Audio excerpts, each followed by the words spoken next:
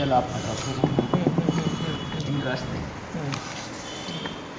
यदि तू इसको सदा जन्मने और सदा मरने वाला माने तो भी हे अर्जुन इस प्रकार शोक करने योग्य नहीं है, क्योंकि ऐसा होना सिद्ध हुआ।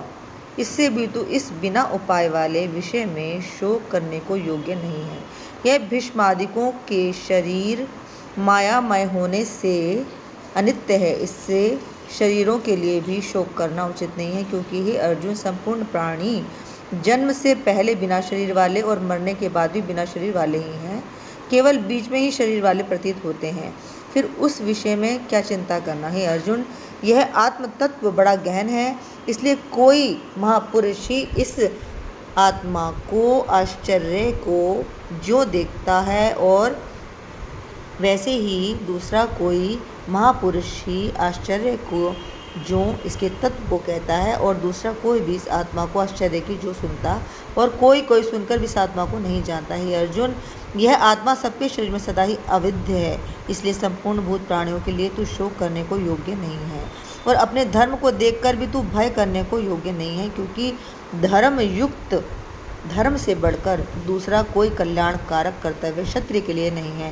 हे पार्थ, अपने आप प्राप्त हुए और खुले हुए स्वर्ग के द्वार रूप इस प्रकार के युद्ध को भाग्यवान क्षत्रिय लोग ही पाते हैं, और यदि तू इस धर्मयुक्त संग्राम को नहीं करेगा तो स्वधर्म को और कीर्ति को खोकर पाप को प्राप्त होगा, और सब लोग तेरी बहुत काल तक रहने वाली अपकीर्ति भी कथन करेंगे, और यह अपकीर्ति मानवीय पुरुषों के लिए मरण से भी अधिक बुरी होती है।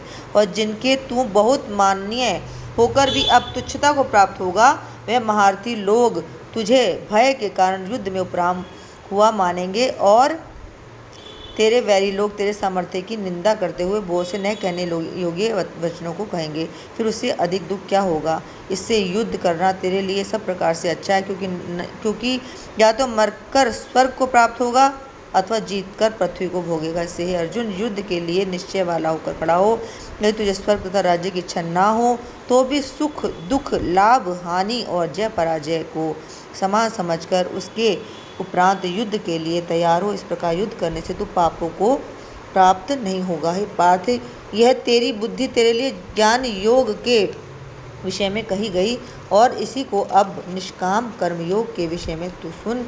जिस बुद्धि से युक्त हुआ तू कर्मों के बंधन को अच्छी तरह से नाश करेगा। इस निष्काम कर्मयोग में आरंभ का अर्थात बीज का नाश नहीं है, और उल्टा फल स्वरूप दोष भी नहीं होता। इसलिए इस निष्काम कर्मयोग रूप धर्म का थोड़ा भी साधन जन्म मृत्यु रूप महान भय से उद्धार कर देता है। हे अर्जुन, इस कल्याण मार्ग में निश्चयात्मक बुद्धि एक ही है, और अज्ञानी पुरुषों की बुद्धियां बहुत भेदों वाली अनंत होती हैं। हे अर्जुन, जो सकामी पुरुष केवल फलश्रुति में प्रीति रखने वाले, स्वर्ग को ही परम श्रेष्ठ मानने वाले, इससे बढ़कर और कुछ नहीं है, ऐसे कहने वाले हैं। वे अविवेकी जन जन्म रूप कर्म फल को देने वाली और भोग तथा ऐश्वर्य की प्राप्ति के लिए बहुत सी क्रियाओं के विस्तार वाली इस प्रकार की जिस दिखाऊ शोभा युक्त वाणी को कहते हैं। इस वाणी द्वारा हरे हुए चित्त वाले तथा भोग और ऐश्वर्य में आसक्ति वाले उन पुरुषों के अंतःकरण में निश्चयात्मक बुद्धि नहीं होती।